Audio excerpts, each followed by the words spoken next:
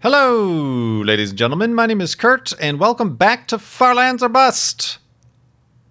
Woof.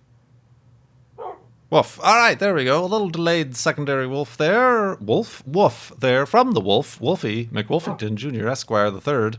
And welcome back to Farlands or Bust, as I have already said. Episode 495. 495. That's right. 495. It is Tuesday, August 18th, 2015, and we are going to continue in a westward direction, perhaps on a boat. Actually, precisely on a boat, towards the west, towards the far lands, towards our $60,000 goal for our Child's Play charity fundraiser over at farlandsorbust.com. We have indeed raised a significant amount. We are up to $419. Thank you, everybody who continues to donate. Like I said, farlandsorbust.com is where you can do so, and with your donation, there's a little comment box in the donation form thingamabob when you click donate. You can leave a question or a comment or whatever, and I will see that, and I will add it to the list to hopefully... No guarantees, but hopefully I try to answer as many of them as possible if they are questions that I wish to answer, that is. I am the judge, jury, and executioner when it comes to deciding what to answer, and most of them get answered, though. So, yeah, farlandsorbust.com is where you can donate to Child's Play charity. Also, if you would like, it has been well received. This series is also available as an audio-only podcast over on Flob, F-L-O-B, flob.podbean.com is where you can get the audio-only edition for those of you who just want to listen and don't want to deal with the crazy 2-pixel block offset jitteriness that we're having to deal with as of recently in Farlands or Bust. A new feature starting here in Season 6 of the series.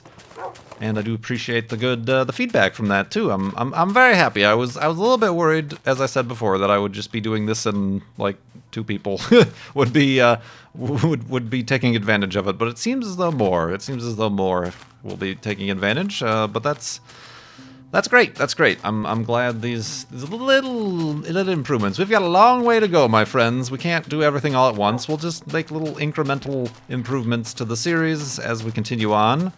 And, yeah, we will continue on. We will continue on indeed. Speaking of boats, I was not talking about boats at all. What are you doing? Oh, man. But indeed, we are going to continue on, like I said, this Tuesday, August 18th. But this is recorded on a Monday. Recording these a day early, that's also another thing that's working out well. Earlier today, gather round, children. It's time for the daily KurtJMac anecdote. I had to go out to grab some food for my dog Eva. Had to go to the local pet food supply store or whatever. Got some food, got some treats. But then, the next part of the story is the part that I regret.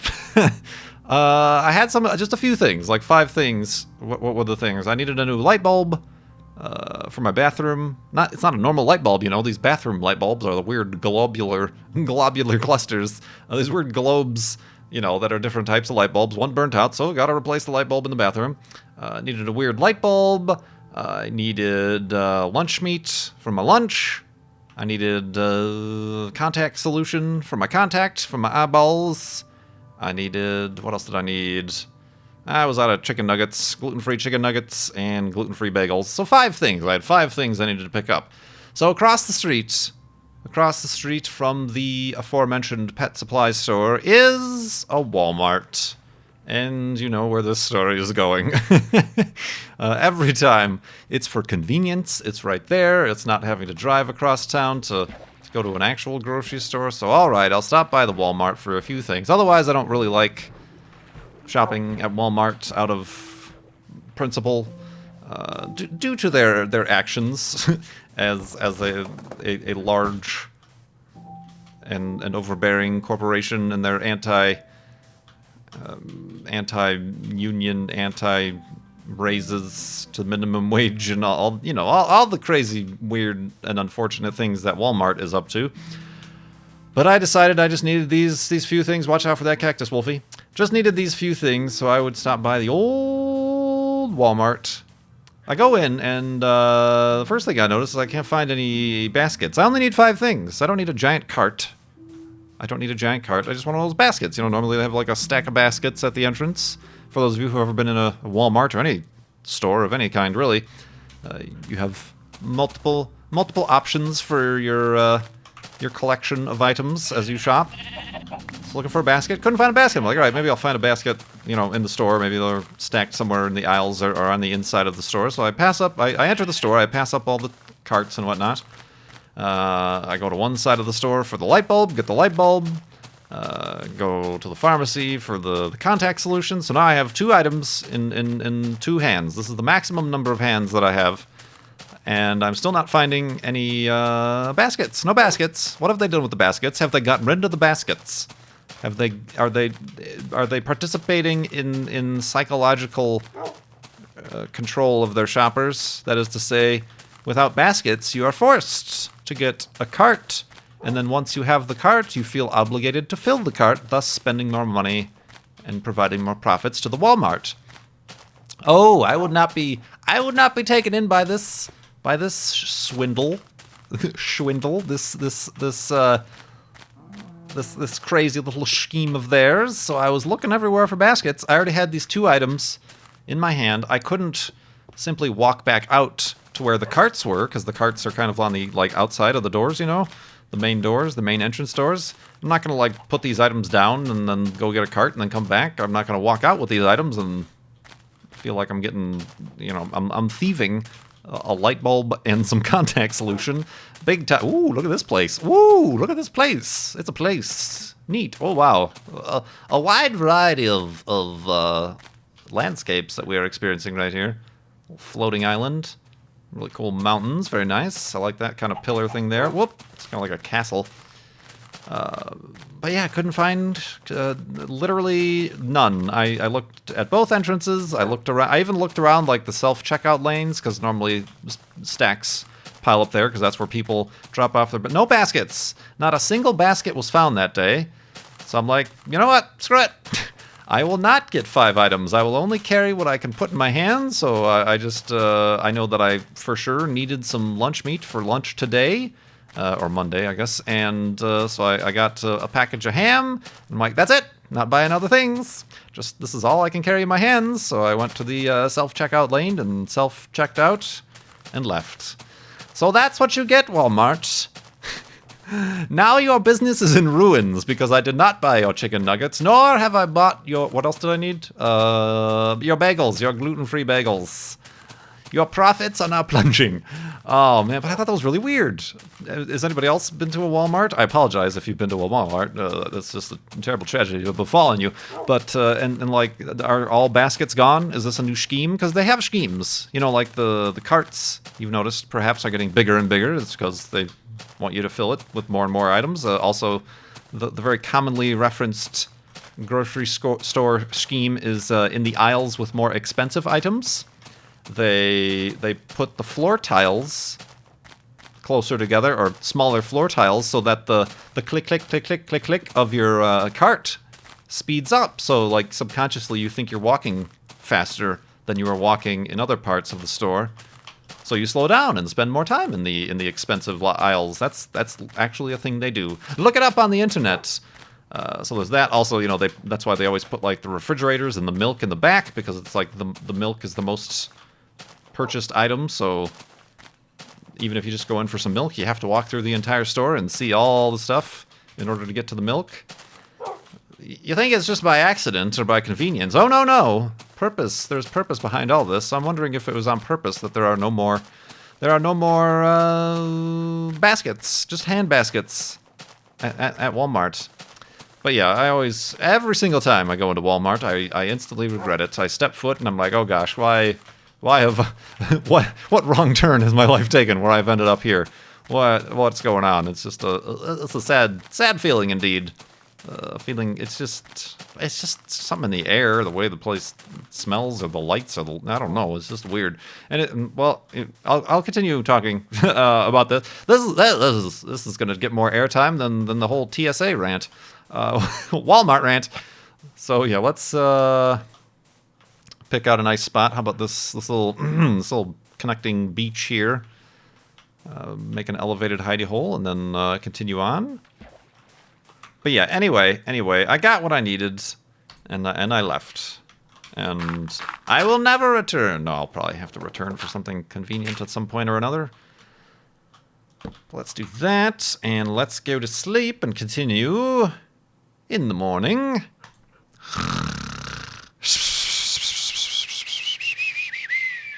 And a Walmartness. I only got in one snore there. That was an elongated snore. It was subconscious to make you spend more time in the expensive aisle. No, but yeah, so that's done. I'm kind of, one of the things, I know I'm talking more and more about the fact that I've moved, and one of the things that you don't expect, but that I do miss is stores. For those of you who, you kind of get in your groove of the particular stores you go to for this, that, specifically, grocery stores or whatever, that's the most frequent store you go to. For those of you who do live in, like, the Midwest, Chicagoland area, I think they're kind of also in, like, the southeast. I'm not sure exactly, to be honest with you. The Plains states. Meijer. Meijer. Meijer. Meijer. Meijer is quite literally a Walmart setup. It's one of these, not a big box store, not your Sam's Club or Costco or anything, but it's a everything store. It's on the one side, it's got the pharmacy and all that stuff, and then like they even got like a garden center and the outdoorsy, the household, the automotive. In the middle, they have the apparel, the very fancy apparel, children's, men's, women's apparel. And then on the other side, they got a full-on grocery. I very much preferred going there when I lived back in the Chicagoland area. There's quite a few of those around there. Like I said, it's literally the same layout as a Walmart, but so much better. I don't know if it's the clientele or just the layout. Careful, Wolfie, what are you doing? Or what? But it's so much better. I think it's a full-on grocery, and the produce. If I can talk to you about produce for a moment, the produce was always great. You can never try finding a good tomato at a Walmart. You're going to be very sad. But at your local Meijer, sponsor, you can, the produce was really good. The produce was great. It was fresh and crisp. Wolfie knows. Wolf, yes. So yeah, I really liked shopping there. They had like an entire aisle of like gluten-free stuff. Not like an entire aisle, but a whole section of an aisle. It was all gluten-free stuff. Even they had a whole section of the freezers that were gluten-free, and it was great. It was great, but no Meijers where I am at. No, none of those. Like I said, Walmart is the closest thing for that, and I'm sorely disappointed. So that's unfortunate, and that's why I sometimes end up at Walmart. It's tough trying to like. Oh, these are all like completely different stores. It's a Carl's Jr. and not a Hardee's. What's this business all about? Oh no, I haven't been to like a fast food place in many a year. But anyway, that just kind of came up today, and I thought it was really. It's just only these things can happen to KurtJMac.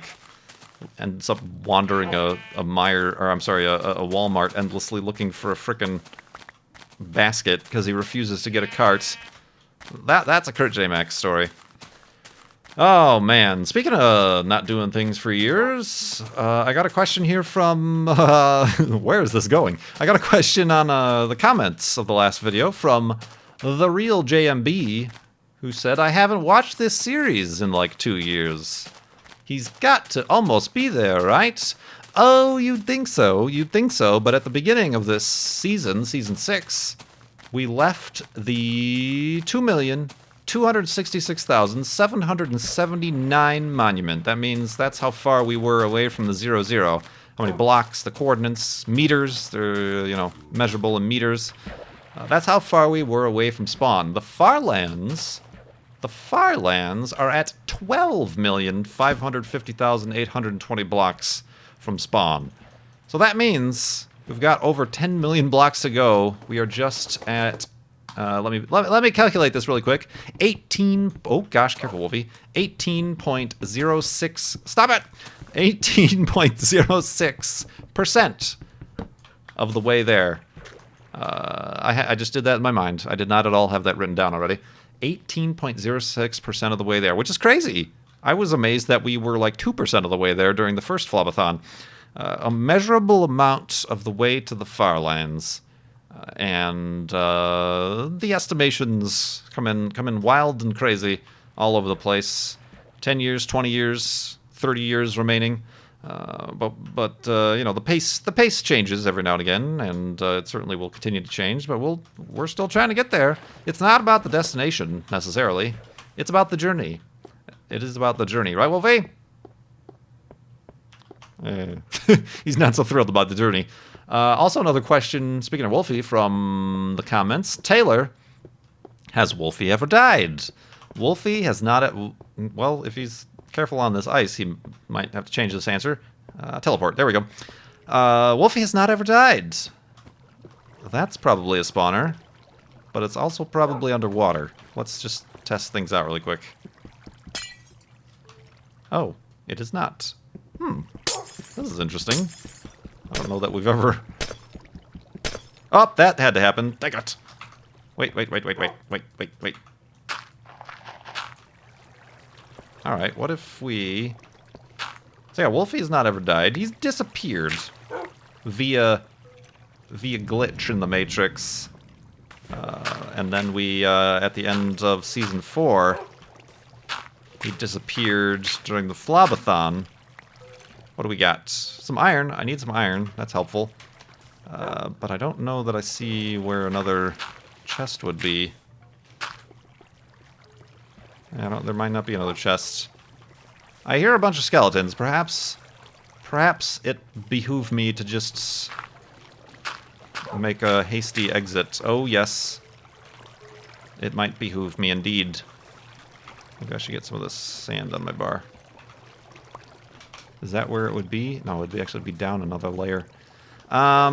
This just seems dangerous, what with us being trapped under ice and cut off from any sort of potential salvation from these skeletons. Yet he continues. He continues! There could be a golden... Oh, God! Oh, I'm alright. No, everybody calm down. There could be a golden apple somewhere. Think of the treasures! Isn't this how Indiana Jones always got into trouble? Think of the treasures! Alright, I don't think there... Oh, my shovel broke. Alright, yeah, I think that's the sign right there, is to leave. When your shovel breaks, it's time to leave, and you don't have a replacement. Alright, I'm getting out. Alright, that's fine. We made away with some iron. That was good stuff. See you later, suckers. I hope you freeze to death if you haven't already. You dang bones. So yeah, Wolfie has never died. Got him back on episode 32, I do believe. I myself have never died as well. The elevated hidey holes will act, and the normal hidey holes will act as a respawn point. If a tragedy were to befall us, we would just spawn back there, and at the most we would lose a day of progress, and all of our items we could potentially lose, and also Wolfie. I'm not sure. I would assume he would spawn back to me, depending on how close to the bed we died. But of course it also depends on how we died. If we fall into lava, like we almost have a few times, he might follow me in, and that would be not good for Wolfie. So, hopefully, knock on... Hold on, I gotta go knock on wood. Knock on wood! I should get some wood while I'm here, huh? Knock on this wood that I'm chopping down. We haven't had anything like that happen. I suppose if the real JMB hasn't been here for a couple years, he doesn't know that I left the diamond sword of spawn pointiness. Perhaps 2 years ago it really didn't quite have the aura, the mystique, the legend behind it that it did recently, but the diamond sword of spawn pointiness, the diamond sword I'd been carrying and I made back at my spawn cabin, I left it back at the 2266779 monument atop it in a chest. I figured it was much better to survive forever with what sliver of endurance it had left on it than to, you know, haphazardly break whilst cutting through some leaf blocks like I was back there or something like that, or, you know, killing a pig for Wolfie. So it will remain a legend forever. But otherwise, not much else has changed. We're still walking to the Farlands. Well, yeah, I guess the block selection and the jitteriness has increased at least double since 2 years ago. And we did some experiments when we found that border. It was like episode 471 or something like that we did that. That was fun to watch the floating point float over one was an interesting experience indeed. I don't know how many people have experienced that in a vanilla Minecraft world. Minecraft Beta 1.7.3 specifically even. But we did. We're unique. We're special. Bloop. Bloop indeed. But yeah, let's get up top of this little hill here and make one of those elevated hidey holes once again. And then we will continue. Let's do it, say... I always like to have a nice view. Get some good real estate. There we go. This will be fine. This will be just fine. Oh, don't start things on fire with the flint and steel. All right, there we go. Boop. All right. And, oh, what did I do with my bed? Oh, that's what I meant to put down there. And the moon rises and the sun has already set, so let's go to sleep and continue in the morning.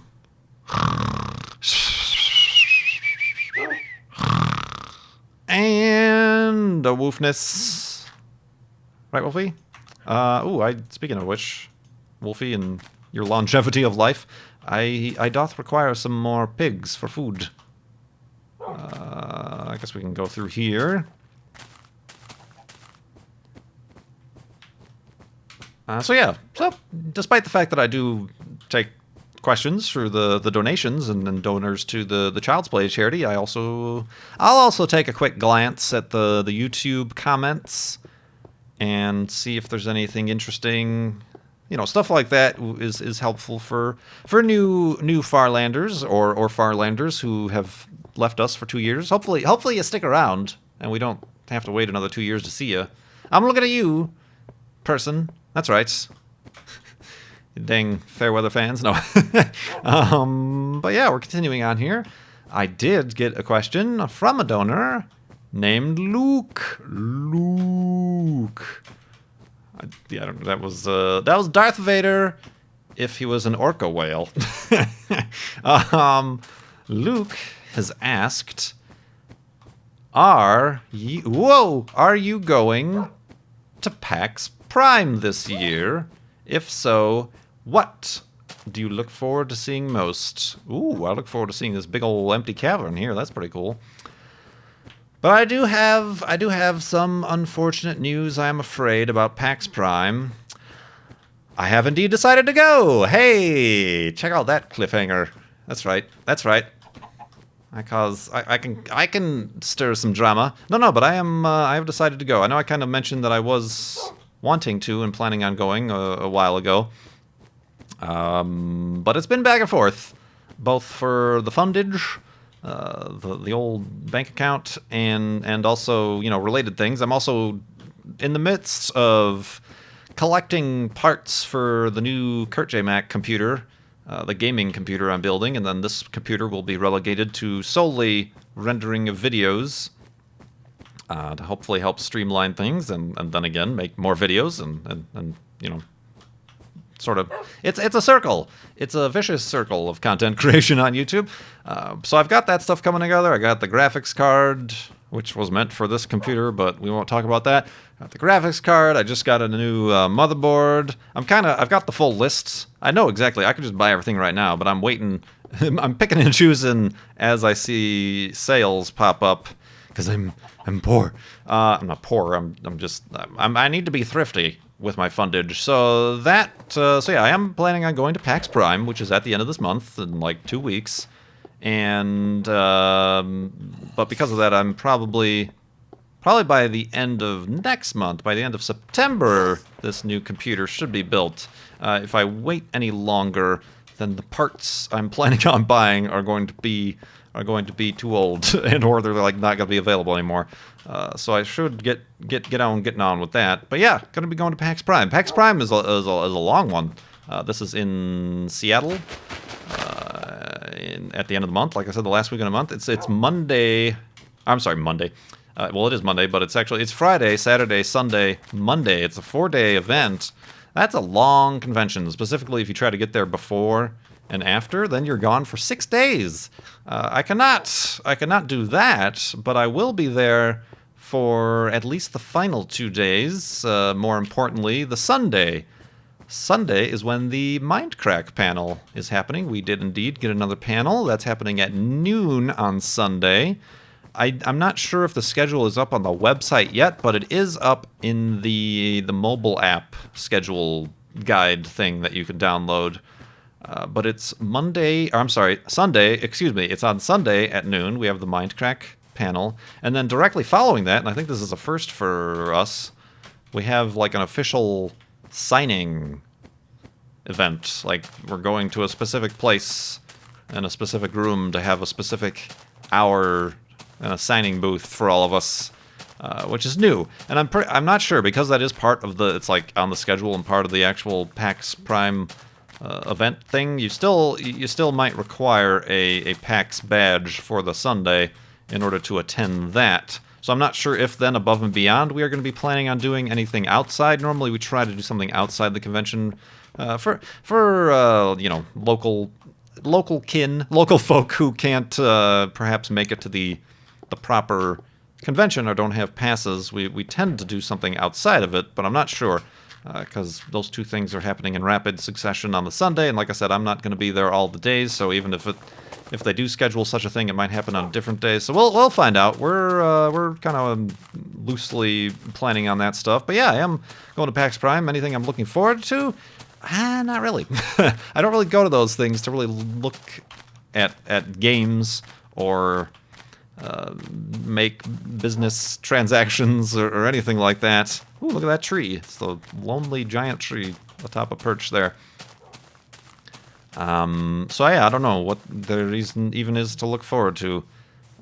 If there's like a booth for the next Tomb Raider game, I'll point and laugh at them maybe. I mean, at the last PAX Prime I was at was 2013? Yeah, I think it was 2013. Wolfie? Oh, there you are.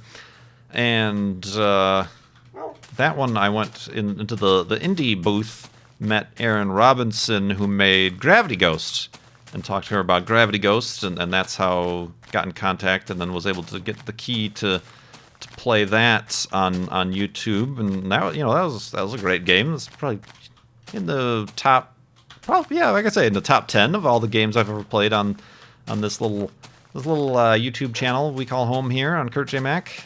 And on KurtJMac, it's on me. Far Lands West, KurtJMac, whatever you want to call it. So that, that sort of stuff is cool. So it's not really, I don't know if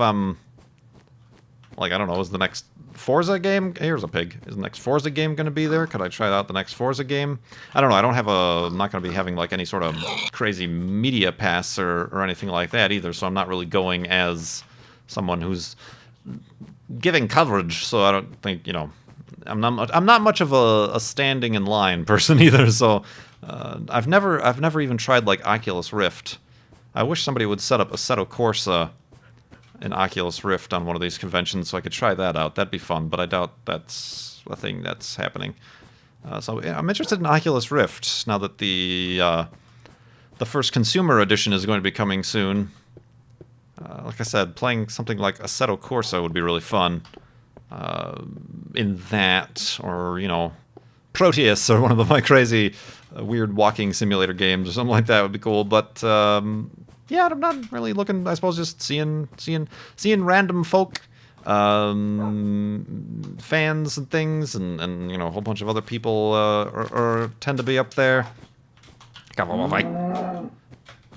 But as with the convention itself, that's why I'm not going to be there for every day, because I found the last time I went, by the last 2 days, you're kind of like, I saw everything, I don't really know what else to do. So it's really kind of a little bit of a break. But yeah, I'm right now, things are saying, all signs point to yes, I will be attending PAX Prime, at least the second half of PAX Prime. I gotta rein it in, gotta take it easy. Not doing too crazy, can't take full weeks off or anything like that. So yeah, looking forward to that. That'll be kind of fun. That'll be kind of fun indeed. Thanks for bringing that up, because I almost forgot to mention it. I'm just gonna be like, oh, by the way, I'm here. So yeah, that's cool. What else? What else? What else? The sun is kind of setting, so I'll save. I've got a few more questions here from recently. I'll save those for the next episode. Woof.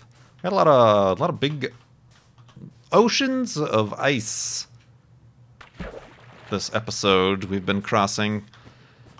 Slightly dangerous for Wolfie as I look back and he starts to try to sink underneath the surface. We had once he spawned like underneath the ice and I had to break him out. I don't know if you remember that. So yeah, I'm always a little bit hesitant about these ice capades. I'm a terrible human being. We're really running low on the old torches. So let's throw our coal on the ground as we do. And we can just make a little bit more progress here until we find a suitable spot for the end of the episode. Hidey-ho.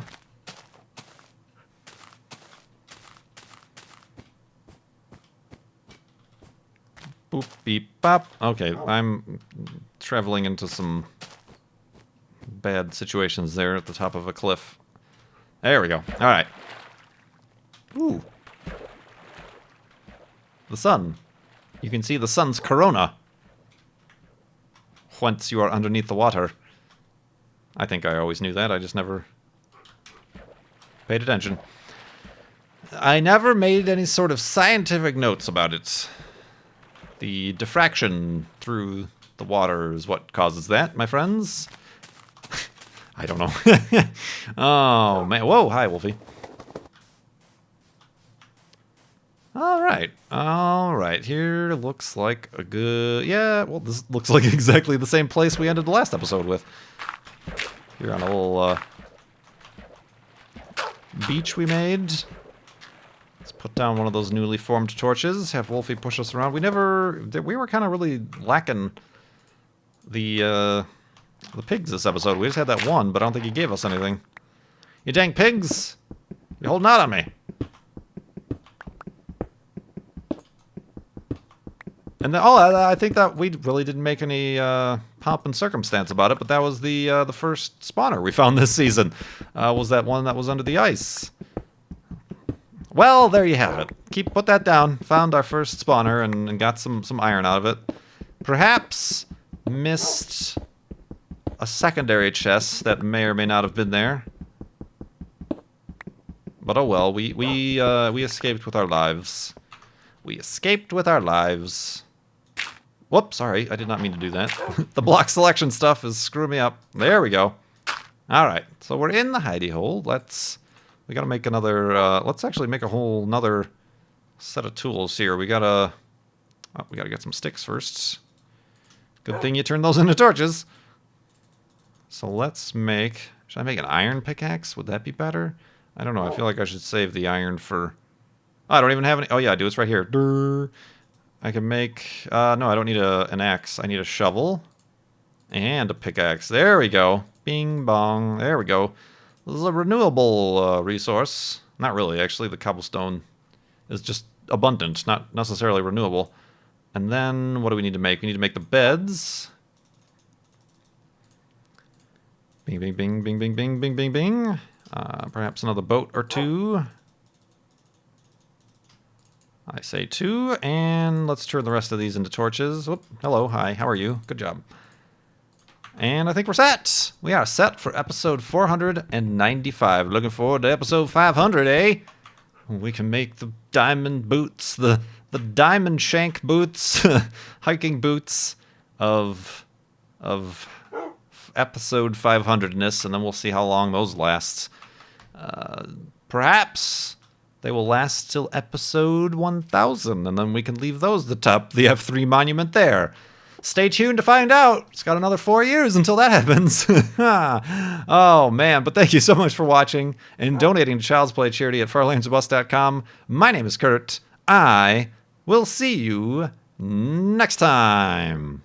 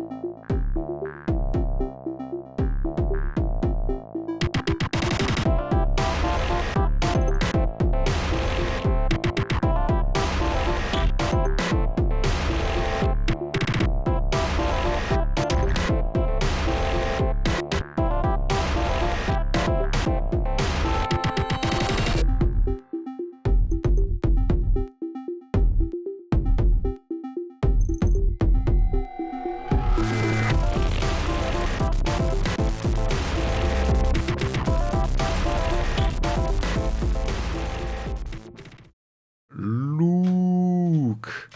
Yeah, that was Darth Vader if he was an orca whale.